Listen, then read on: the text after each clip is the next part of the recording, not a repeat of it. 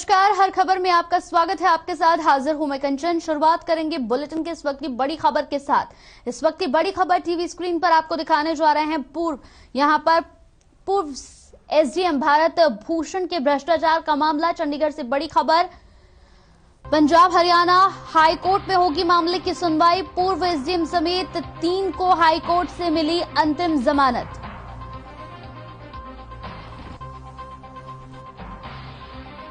तो session court ने रद्द कर दी थी जमानत याचिका। हाईकोर्ट ने पूर्व एसडीएम और उनकी पत्नी को दी थी जमानत। इस वक्त की बड़ी खबर,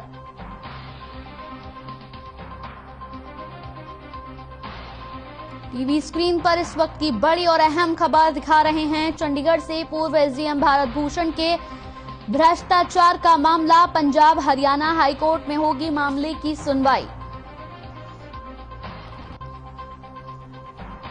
इस वक्त की बड़ी और अहम खबर टीवी स्क्रीन पर आपको दिखा रहे हैं। चंडीगढ़ से इस वक्त की बड़ी और अहम टीवी स्क्रीन पर,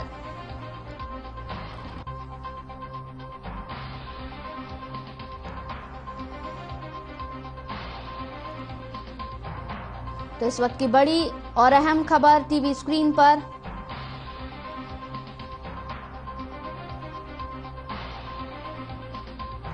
तो सेशन कोर्ट ने रद्द की थी जमानत याचिका।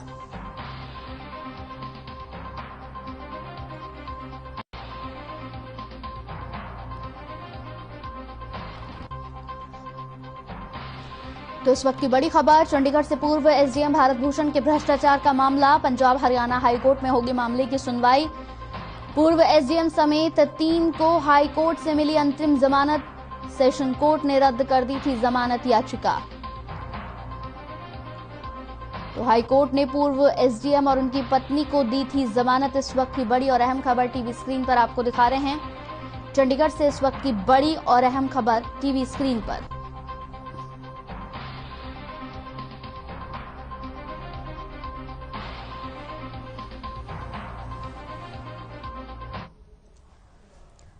तो इस वक्त की दूसरी और बड़ी और अहम खबर आपको टीवी स्क्रीन पर आप दिखाने जा रहे हैं। महामारी अलर्ट सुरक्षित हरियाणा की मियाद को बढ़ा दिया गया है। 10 फरवरी 2022 तक बढ़ाई गई मियाद।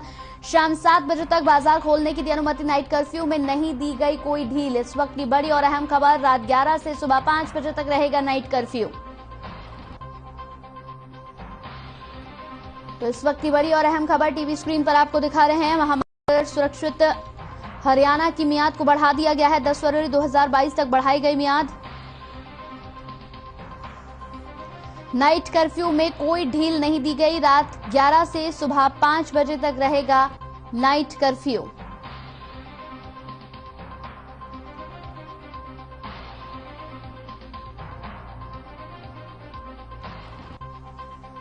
तो इस वक्त की बड़ी खबर, महामारी अलर्ट सुरक्षित हरियाणा की मियाद को बढ़ा दिया गया है। 10 फरवरी 2022 तक बढ़ाई गई मियाद। शाम 7 बजे तक बाजार खोलने की अनुमति। नाइट कर्फ्यू में नहीं दी गई किसी भी तरह की कोई ढील। रात 11 से सुबह 5 बजे तक रहेगा नाइट कर्फ्यू।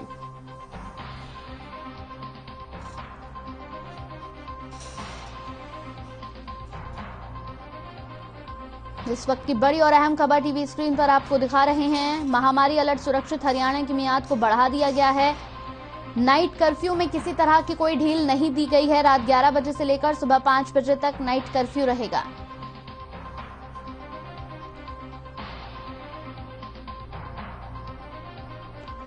चलिए, इसी बीच एक और बड़ी और अहम खबर आपको जींद से बता दें। कोरोना को लेकर स्वास्थ्य विभाग की बड़ी लापरवाही देखने को मिली है। जी हां, अभी तक रिपोर्ट नहीं पहुंची। 21 दिन पहले जांच कराई गई थी कोरोना की, लेकिन 21 दिन बाद भी जांच की रिपोर्ट नहीं मिली। 400 से ज्यादा लोग विदेश से लौटे।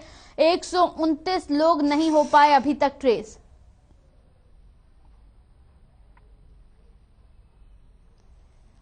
तो जींद से बड़ी खबर, कोरोना को लेकर स्वास्थ्य विभाग की लापरवाही अभी तक नहीं आई। 21 दिन पहले हुई थी जांच की रिपोर्ट।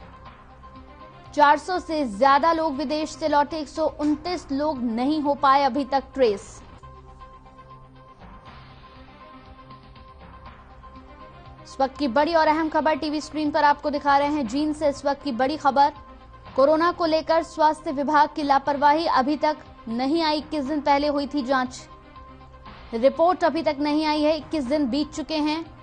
400 से ज्यादा लोग विदेश से लौटे हैं, लेकिन 129 लोग अभी तक ट्रेस नहीं हो पाए हैं। जींद से इस वक्त की बड़ी खबर आपको बता रहे हैं। कोरोना को लेकर स्वास्थ्य विभाग की लापरवाही अभी तक नहीं आई। 21 दिन पहले हुई जांच की रिपोर्ट। 400 से ज्यादा लोग विदेश से लौटे, 129 लोग नहीं हो पाए अभी तक ट्रेस।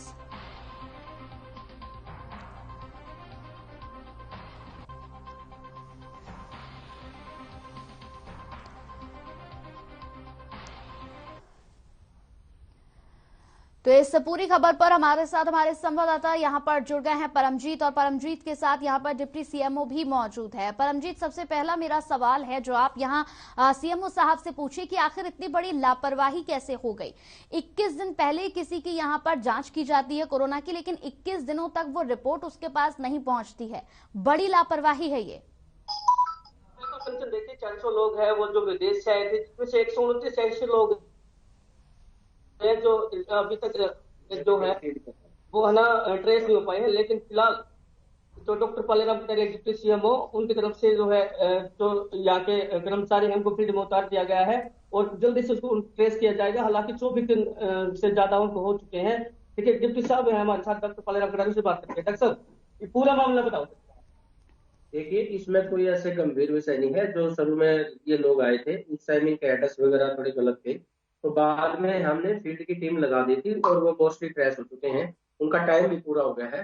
उनमें से सिर्फ एक ही पॉजिटिव आया था जिसको आइसोलेट कर दिया था हमने, और उसको कोई गंभीर लक्षण नहीं थे, वो ठीक भी हो चुका है।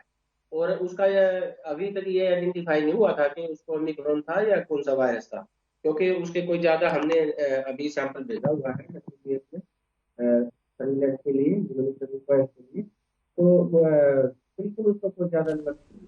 सर कितने टीमों को गठन किया गया था, कितने फील्ड में उतारे का टेस्ट कर सके, और अभी तक की बात की जाए तो सर फिलहाल ओमिक्रॉन का लेकिन फिर भी लगातार बराबर चल रहा है। देखिए बिल्कुल केसेस तो कुछ बड़े हैं, बट अभी 2-4 दिन से कुछ कम हो रहे हैं। हमारे village wise sub centre wise team already पहले से ही लगी हुई है और पूरी तत्पर है। और जो केस पॉजिटिव आ जाते हैं उसके लिए हमने होम आइसोलेशन टीम बनाई हुई है। घर घरों में जाकर हमारी टीम है दवाइयाँ बांटती है, और फिर एक टीम डॉक्टरों की है जो एक दिन छोड़ता है एक दिन घर में जाकर मरीज का हाल चाल पूछती है। उसको जो किट है हमने उसमें भाप लेने के लिए स्टीमर दिया हुआ है, पल्स ऑक्सीमीटर है और थर्मामीटर भी साथ में दिया हुआ है ताकि टेम्परेचर वगैरह को देखने, और उसमें मास्क भी हम देते हैं। पूरी मेडिसिन जो रिक्वायर्ड मेडिसिन है वो सारी मेडिसिन बना के और उनको फ्री ऑफ कॉस्ट घर में देते हैं, और उनको हेल्थ एजुकेशन देते हैं कोविड प्रोटोकॉल को फॉलो करने के लिए। सर जैसे अभी आपने कहा कोविड अच्छा एक बात, जैसे जो 129 लोग सैंपलिंग की उनकी अभी तक देखिए जो ये फोन से आए थे इनकी एयरपोर्ट पर ही मोस्टली की जो शुरू में 11 कंट्रीज का नाम था उनकी वहीं पे हो जाती थी, और जो दूसरे लोग थे जो उसकी 11 की लिस्ट में नहीं थे, बाद में चेंज भी हो गया था हालांकि प्रोटोकॉल, तो उनका घर में हम उनका आइसोलेट कर देते थे। जिनको लक्षण आते थे उन्हीं की सैंपलिंग की जाती। तो ऐसे जितने भी लोग आए उनमें से ज्यादातर को कोई लक्षण नहीं था, और ज्यादातर जो पोर्टल वहाँ पे एयरपोर्ट पे ही उनके सैंपल हो गए थे, और उनमें से हमारे पास किसी की रिपोर्ट पॉजिटिव नहीं है। तो अब कितने लोगों को ट्रेस किया है? हमारे ऑलमोस्ट लोग ट्रैक हो चुके हैं, 5-10 लोग रहते हैं, वो भी ऑलमोस्ट अभी जो कि टीम हमने लगा दी है वो सारे ट्रैक हो गए। बिल्कुल कंचन, देखिए 5-10 लोगों की डॉक्टर साहब ने बात की है। हालांकि स्वास्थ्य विभाग की तरफ से टीम में फील्ड में उतारी गई थी। जो उन्होंने एड्रेस लिखवाया था, जो मोबाइल नंबर उन्होंने लिखवाया था, उससे बार बार कॉन्टेक्ट किया जा रहा है। लेकिन देखिए डॉक्टर साहब ने बताया कि कुछ लोगों को ट्रेस कर लिया, लेकिन 10-12 लोग ऐसे हैं जो अभी भी जो है स्वास्थ्य विभाग की पकड़ से दूर है और लगातार ओमिक्रॉन का खतरा बढ़ता ही जा रहा है। जी कंचन। वाकई परमजीत, यहाँ पर एक और बड़ा सवाल है। जिस तरह से लगातार यहाँ पर 400 से ज्यादा लोग विदेश से लौटे हैं, लेकिन 129 लोग हैं जिन्हें अभी तक ट्रेस नहीं किया गया है। सफाई जरूर दी जा रही है कि जल्द से जल्द उन्हें ट्रेस कर दिया जाएगा, लेकिन अपने आप में बड़ा सवाल ये है कि आखिर एयरपोर्ट से वो लोग घर पहुंच गए और किसी तरह की कोई जांच भी नहीं हो पाई। अपने आप में कई सवाल यहाँ पर स्वास्थ्य महकमे पर भी खड़े होते हैं।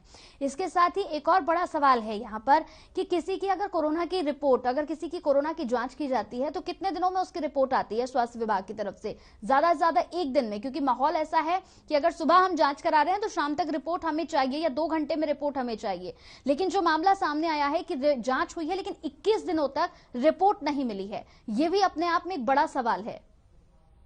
बिल्कुल, देखिए स्वास्थ्य विभाग की तरफ से जांच की गई थी, लेकिन उनकी जो रिपोर्ट है वो अभी तक नहीं मिली थी। लेकिन इसी को लेकर डॉक्टर साहब एक सवाल पूछता हूँ। डॉक्टर साहब देखिए, जैसे आपने सैंपलिंग की जब, तो 24 दिन बीत चुके हैं, अभी तक उनकी रिपोर्ट नहीं है।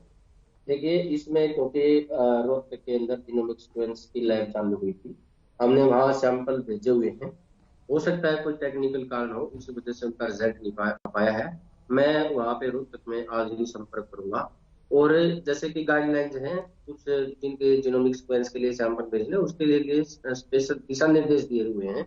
हम उन्हीं की जीनोमिक सीक्वेंस के लिए सैंपल भेजते हैं। जो पॉजिटिव आ जाता है उसकी जीनोमिक सीक्वेंस हम नहीं करवाते, न ही ऐसी कोई गाइडलाइन। अच्छा सर, जैसे कोई बाहर से आता है तो उसकी सैंपलिंग होती है, कितने टाइम में उसकी रिपोर्ट आती है? कोविड की रिपोर्ट तो हमारी जो यहाँ पे हमारी चैनल है उसमें दूसरे दिन ही आ जाती है। देखिए कंचन, अगर कोविड की रिपोर्ट करवाते हैं तो जल्दी रिपोर्ट आ जाती है, लेकिन डॉक्टर साहब ने कहा परमजीत, कि मेरा एक सवाल ये है कि जिस तरह से यहाँ पर अभी सीएमओ साहब से आपने सवाल पूछा तो उनका कहना था कि वो पता करेंगे कहीं कोई टेक्निकल फॉल्ट तो नहीं है, लेकिन परमजीत अपने आप में बड़ा सवाल तो यह है कि जिसने जांच कराई है उसे खुद ये कंफर्म नहीं है कि उसे कोरोना है कि नहीं है। ऐसे में घर के तमाम लोगों के साथ तो वो रह ही रहा है। अगर रिपोर्ट में देरी होती है तो उसके साथ साथ जो परिवार के अन्य लोग हैं या उसके दोस्त हैं या जानकार है उनके लिए भी ये खतरा है। टेक्निकल फॉल्ट कह देने से काम नहीं चलता है। मसला यह है कि 21 दिन बीत जाते हैं और 21 दिन तक रिपोर्ट नहीं पहुंचती है। इस पर जवाबदेही कौन है? कौन? सीएमओ साहब तो सीधा यहां पर कह रहे हैं कि भाई टेक्निकल फॉल्ट हो सकता है, लेकिन ये कहने से काम नहीं चलेगा परमजीत।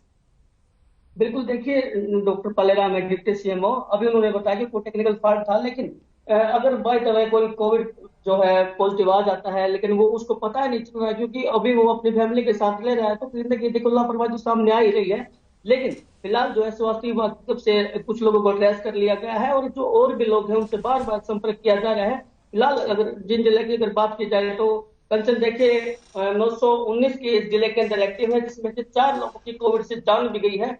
और फिलहाल की अगर बात की जाए तो जिले के अंदर ओमिक्रॉन का और एक भी केस नहीं। हालांकि डॉक्टर पालेराम है, उनसे भी और भी बात करते हैं। हाँ जी डॉक्टर। देखिए मैं आपको ये बात क्लियर कर दूं। जिसका सैंपल हो जाता है उस व्यक्ति को हम उसी दिन आइसोलेट कर देते हैं। वो फैमिली से बिल्कुल अलग रहता है, कोई भी उससे आगे फैलने का खतरा नहीं रहता। और जब वो पॉजिटिव आ जाता है फिर तो हम टोटली उसको आइसोलेट करते हैं। हमारी टीम जाती है, उसको बताती है, और हम उसको आइसोलेट घर में आइसोलेट करने से पहले हर तरह की चीजें देखें। उसके घर में बाथरूम है, केयर टेकर है, और उसको कोई ज्यादा गंभीर बीमारी भी नहीं है और बहुत ज्यादा लक्षण भी नहीं है। ऑक्सीजन सैचुरेशन हम देखते हैं, ऑक्सीजन सैचुरेशन 94% से अगर ज्यादा है तो घर में रहते हैं। तो ऐसा नहीं है कि वो किसी के संपर्क में आता है। बिल्कुल हमारी जो डॉक्टरों की टीम है वो भी घर में जा रही है, और उसको दूसरे लोगों से मिलने जुलने नहीं दिया जाता। एक एक घर में केवल एक केयर टेकर होता है जो प्रॉपर कोविड प्रोटोकॉल्स की पालना करते हुए मास्क लगा के और उसके पास जाता है खाना वगैरह उसको देने के लिए। और वो उसको घर में मिलने जुलने के लिए दूसरे लोगों को अलाउड नहीं है। सिर्फ एक ही आदमी उसकी केयर करता बिल्कुल कंचन, देखिए डॉक्टर साहब की तरफ से ये कहा गया है कि अगर किसी का सैंपल लिया जाता है तो उसको होम आइसोलेट किया जाता है। अगर बाहर से जो विदेश से आते हैं लोग, तो उनको जो है एक होम आइसोलेट किया जाता है। उसके बाद उसकी एक ड्यूटी लगाई गई है डॉक्टर की, वो बार बार समय पर जाके उनका चेक करते हैं। ऑक्सीजन लेवल को चेक किया जाता है। दवाइयाँ स्वास्थ्य विभाग की तरफ से जो है उनको मुहैया करवाई जाती है। बिल्कुल। और फिलहाल देखिए कंचन, डॉक्टर साहब का कहना है कि अभी कुछ लोग हैं उन्हें बार बार ट्रेस किया जा रहा है, लेकिन अभी स्वास्थ्य विभाग की ये जो है लापरवाही तो कह ही सकते हैं। ठीक है, चलिए, बहुत बहुत शुक्रिया हमारे साथ जुड़ने के लिए, तमाम जानकारी अपडेट देने का बेहद शुक्रिया परमजीत आपका। तो लगातार कोरोना के मामले बढ़ रहे हैं और ऐसे में जींद से ये स्वास्थ्य विभाग की लापरवाही का मामला सामने आया। बढ़ते हैं अगली खबर की ओर। तो देश में कोरोना के मामले थमने का नाम नहीं ले रहे हैं। बीते 24 घंटे में 2,85,914 नए मामले सामने आए हैं।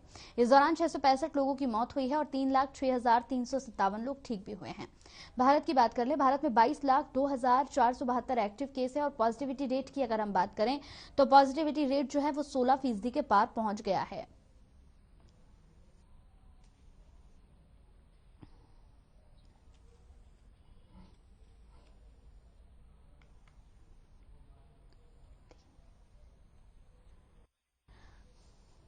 2,85,914 नए केस सामने आए हैं। साथ ही आपको बता दें कि 665 लोगों ने कोरोना के चलते अपनी जान गंवाई है। वहीं 3,06,357 लोग ठीक हुए हैं। देश में पॉजिटिविटी रेट की बात करें तो देश में पॉजिटिविटी रेट जो है वो 16% के पार पहुंच गया है। कोरोना का कहर लगातार जारी है। देश में कोरोना का कहर जारी है और ऐसे में लोगों से लगातार सतर्क रहने की यहां पर अपील की जा रही है। वहीं हरियाणा में कोरोना की रफ्तार बेलगाम हो गई है, जिसके चलते प्रदेश में एक दिन में 6,351 नए केस सामने आए हैं। वहीं 9,571 लोगों ने एक दिन में कोरोना को मात दी है, जबकि एक दिन में कोरोना के चलते 7 लोगों की जान चली गई है। बता दें कि सबसे ज्यादा गुरुग्राम में कोरोना के 2,261 नए मामले सामने आए हैं, जबकि फरीदाबाद में 668 मामले सामने आए हैं। तो लगातार केसेस भी बढ़ रहे हैं। सोनीपत की बात कर ले तो सोनीपत में 391 केस और हिसार में 373 केसेस सामने आए हैं। वहीं करनाल की बात करें तो करनाल में 179 केस सामने आए हैं। अंबाला में 277 केस सामने आए हैं। तो ये बड़ी बातें हम आपको टीवी स्क्रीन पर दिखा रहे हैं। एक दिन में 6,351 नए केस गुरुग्राम के मिले हैं। लगातार गुरुग्राम हॉटस्पॉट बना हुआ है। ऐसे में दूसरे नंबर पर फरीदाबाद है। लगातार फरीदाबाद में भी केसेस मिल रहे हैं। हालांकि इस बार फरीदाबाद में केसेस में थोड़ी सी कमी जरूर आई है। 667 नए केस यहां पर मिले हैं। लगातार अगर हम फरीदाबाद की बात करें तो फरीदाबाद में भी 1000 के पार ही अभी तक केसेस जा रहे थे, लेकिन अभी थोड़े से केसेस कम जरूर हुए हैं फरीदाबाद में। करनाल की बात कर ले तो 179 करनाल में केसेस मिले हैं। लगातार केसेस बढ़ रहे हैं और ऐसे में लगातार लोगों से अपील की जा रही है बेहद सतर्क रहने की, बेहद यहां पर सतर्कता बरतने की लगातार अपील की जा रही है। हर खबर भी लगातार आपसे अपील कर रहा है कि मास्क का इस्तेमाल आप जरूर करें, सोशल डिस्टेंसिंग की पालना करें, गैदरिंग वाली जगहों पर जाने से अभी आप लोग बचें और वैक्सीनेट हो जाएं। जिन लोगों ने अभी वैक्सीन की दूसरी डोज नहीं ली है या जो लोग पहली डोज लेते हुए भी घबरा रहे हैं, वो भी डोजेस लेना शुरू कर दें।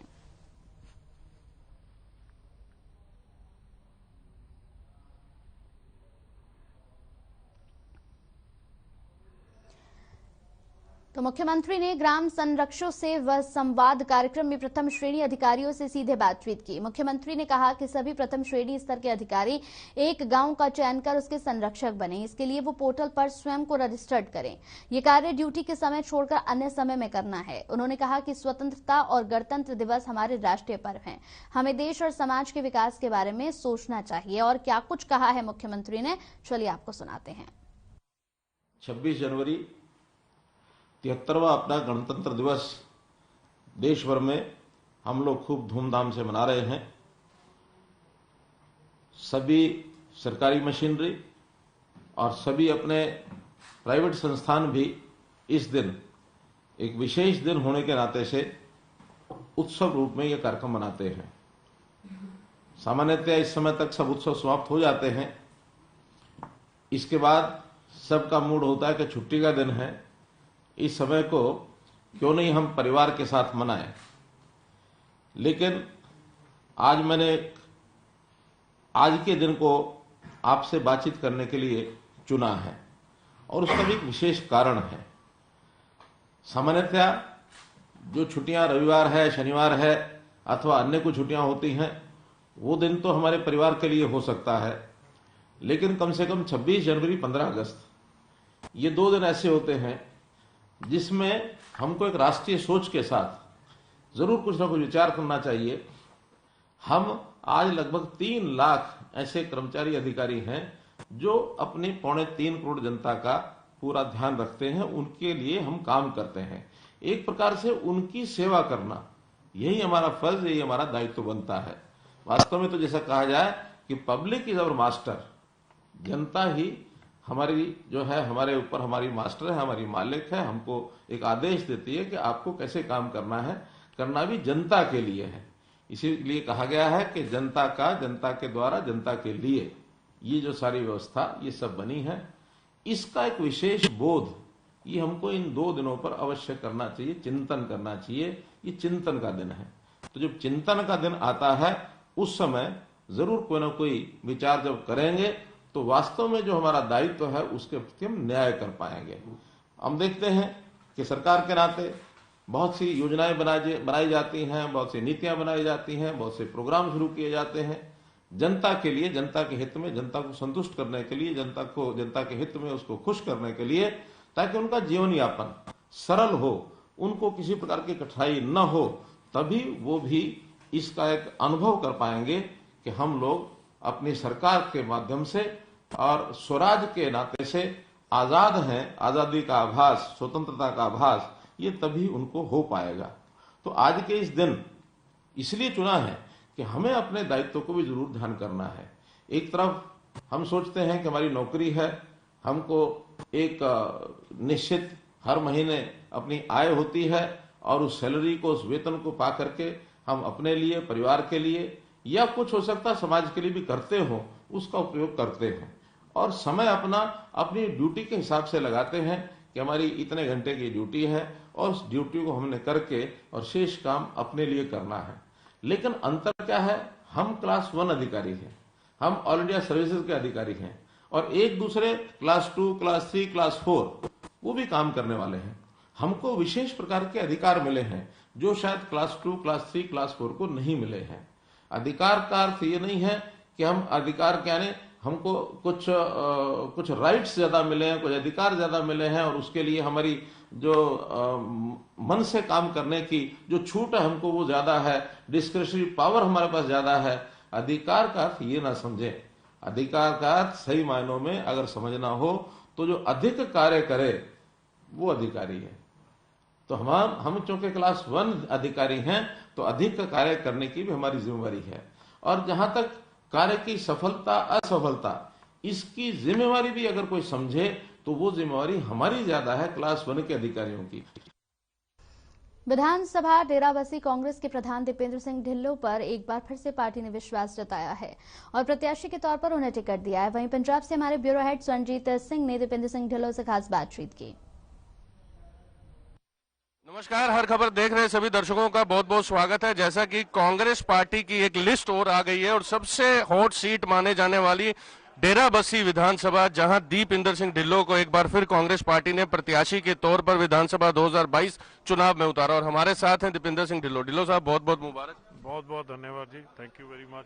इस बार ढिल्लों साहब क्या देखते हैं कि चैलेंज कितना बड़ा है, क्योंकि पिछली बार तो 3 पार्टियां थी, आम आदमी, अकाली दल, बीजेपी और कांग्रेस। इस बार किसान संघर्ष मोर्चा, आम आदमी पार्टी, कांग्रेस, अकाली दल, बीजेपी अलग है और 5 और 6 प्रतिद्वंदी।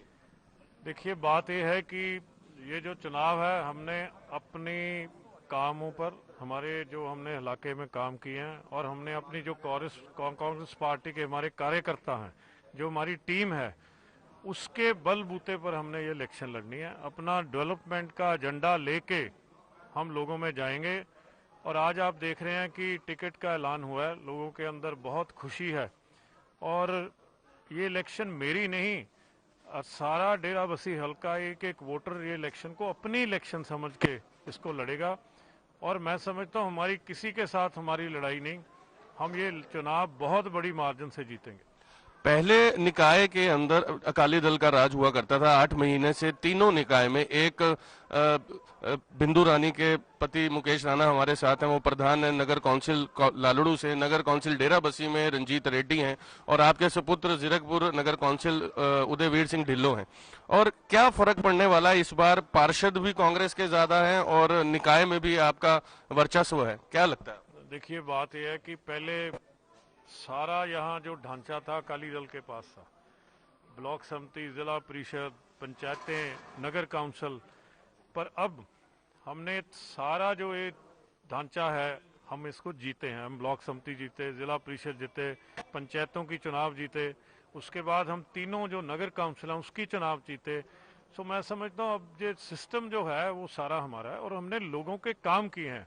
नगर काउंसिल हमारी बनी को भी 1 साल नहीं हुआ, आपको याद होगा 14 फरवरी पिछले साल को चुनाव हुई थी, अभी 1 साल पूरा नहीं हुआ, मगर हमने 1 साल में इतना काम मतलब तीनों शहरों में किया जितना ये एनके शर्मा और इसकी टीम 10 साल में नहीं कर सकी। ये सच्चाई की बात है। आप गांव में चले जाओ, आज मलकपुर गांव में खड़े हैं, यहाँ पंचायत सरपंच, आप गांव वालों को पूछो भाई 10 साल में कभी आपको इतनी ग्रांट मिली जितनी मैंने इनको 2-3 साल में दी है। सरपंच साहब हमारे खड़े, इनको पूछिए, ये काम हुए हैं, कामों के आधार पर आज लोग हमारे साथ। और मेरा ये हल्का जो है मेरा परिवार है, मेरा निजी सबसे एक प्यार है और आज ये परिवार जो है यही मुझे इलेक्शन जिताएगा। ये चुनाव अपनी चुनाव समझ के लड़ रहे हैं। हल्के में एक ये भी चर्चा है कि दीपेंद्र सिंह ढिल्लों ने किसी तरह का उद्योग नहीं लगाया, किसी तरह की टाइल फैक्ट्री नहीं लगाई, और लेकिन जो आपके विरोधी हैं, खास तौर पर मौजूदा विधायक एनके शर्मा, बार बार दीपेंद्र सिंह ढिल्लों को जो है टारगेट कर रहे हैं। इसका क्या कारण समझते? कारण यही है कि उसको पता है, उसने तो ये भी कोशिश की कि हम उसमें हमारे भी कुछ लीडर थे इधर के लोकल और ये भी थे, इन्होंने तो ये कोशिश की भी ढिल्लों की टिकट कट जाए किसी तरह, क्योंकि उसको पता है कि अगर दीपेंद्र ढिल्लों को टिकट कांग्रेस की मिल गई तो वो चुनाव हारेगा। और उसने हर संभव कोशिश की, ऊपर तक गलत आरोप लगाकर, और कोशिश की कि टिकट कट जाए, मगर हाई कमांड जो है हमारी, उनको पता है कि कौन सही है कौन गलत है। मैं धन्यवाद करता हूं हमारे प्रधान सोनिया गांधी जी का, राहुल गांधी जी का, हमारे इंचार्ज हमारे रीश चौधरी जी, मुख्यमंत्री चन्नी जी का, नवजोत सिद्धू जी का, जिन्होंने मेरे पर भरोसा किया, मुझे आज इस कॉन्स्टिट्यूंसी से उम्मीदवार बनाया, और हम सब मिलके हम ये सीट जीत के कांग्रेस की झोली में डालें। बीजेपी का प्रत्याशी पहली बार चुनावी रणभूमि में है, संजीव खन्ना को टिकट दी गई है बीजेपी से। क्या लगता है ढिल्लों साहब, कांग्रेस को फायदा होगा नुकसान होगा? देखिए, कोई कैंडिडेट किसी पार्टी का है, हमने अपनी मजबूती पर इलेक्शन लड़नी है, हमें किसी से कोई मतलब नहीं। जिसको भी टिकट मिली है उसने, हर एक ने अपना जोर लगाना है, मगर हमने अपनी मजबूती पर इलेक्शन लड़नी है। जो हमारी अपनी मजबूती है, जो हमारे काम है, जो हमने किया है, क्योंकि आज एनके शर्मा देखो 10 साल यहाँ से विधायक रहा, मंत्री भी बना, उसके पास 10 सालों के रिपोर्ट कार्ड उसका लोग पूछेंगे, उसके पास कोई काम नहीं है बताने के लिए, और उसके पास अगर कोई काम है तो यही है कि गलत आरोप लगाओ। मगर दुनिया को पता है भी दीपेंद्र ढिल्लों क्या चीज और एनके शर्मा क्या चीज। 30 साल के बाद कांग्रेस की झोली में ये सीट जाने वाली है। देखिए, समय के गर्भ में है ये सच्चाई, हमारी नजर इस पर बनी रहेगी। देखते रहे हर खबर। कैमरा पर्सन हरदीप के साथ मैं स्वर्ण। नमस्कार। चलिए, इसी के साथ इस बुलेटिन में मेरे साथ इतना ही। नमस्कार।